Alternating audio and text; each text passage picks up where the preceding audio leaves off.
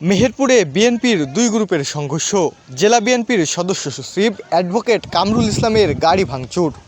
মেহেরপুরের আমঝুপিতে আজ শুক্রবার বিএনপির দ্বিবার্ষিক সম্মেলনকে কেন্দ্র করে এই সংঘর্ষের ঘটনা ঘটে। আনসার ও পুলিশ সদস্যদের উপস্থিতিতেই শুরু হয় সংঘর্ষ। তারা পরিস্থিতি নিয়ন্ত্রণে নিতে না পারলে পরবর্তীতে সেনাবাহিনীর সদস্যরা গিয়ে পরিস্থিতি নিয়ন্ত্রণে নেয়।